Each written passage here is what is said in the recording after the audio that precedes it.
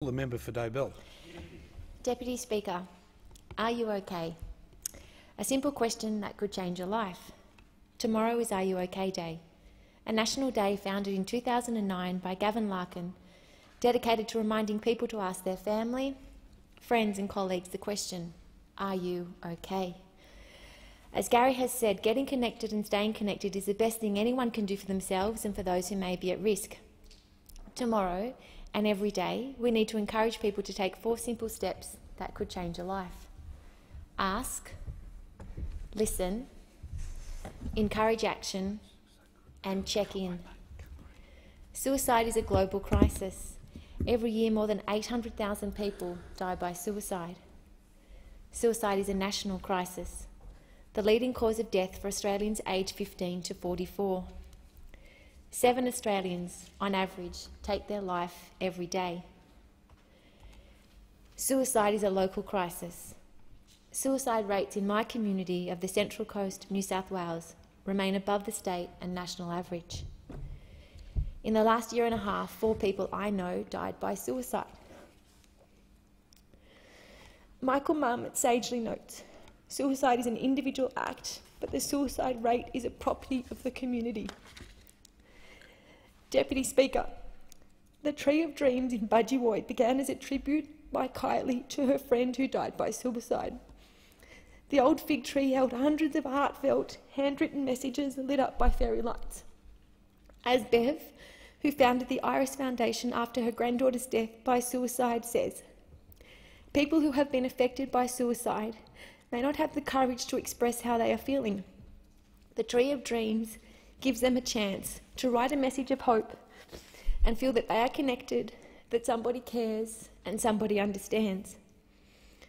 This year, the Iris Foundation joined Kylie and a Tree of Dreams was held at the Milk Factory in Wyong from the 18th of August to the 10th of September, World Suicide Prevention Day. I wrote 4 messages for the Tree of Dreams. For Rami, who made me smile every time I walked onto the medical assessment unit. For Rick, our eels have had a great season.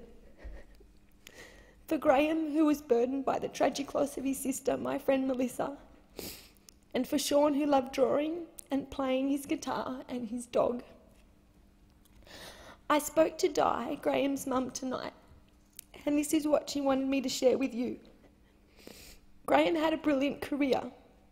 I never thought that this would happen.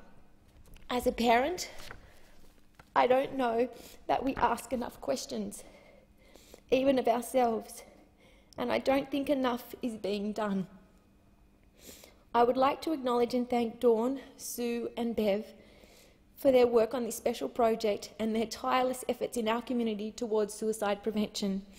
Earlier this year, doctors at Wyong Hospital held a Loud Shirt and Fairy Floss Day to promote awareness of the increasing rates of mental health issues and suicide among the medical profession. As someone who worked at Wyong Hospital in mental health for almost a decade, I know that mental illness does not discriminate, and I remember my former colleague, Dr. Rami. I acknowledge the efforts of Dr. Michael and Dr. Benji to promote mental health awareness at Wyong Hospital. Mental health is a workplace issue. Jobs with high demand and low control carry a special risk. This week I received a letter from Cassandra, a veteran of the Royal Australian Navy and a constituent in my electorate. Cassandra wrote to me deeply concerned about the well-being of veterans and in particular the rising rate of suicide. I was saddened to learn from Cassandra that so far this year we have lost 42 veterans to suicide. The known underreporting of suicide could make this figure even higher. I also met with Bob, who, apart from being well known as a member of the Entrance Men's Shed, is a volunteer for Overwatch Australia, a not-for-profit group supporting ADF members at risk or in crisis. Bob served in the Defence Force for 20 years and is currently the National Coordinator for the Royal Australian Engineers for Overwatch.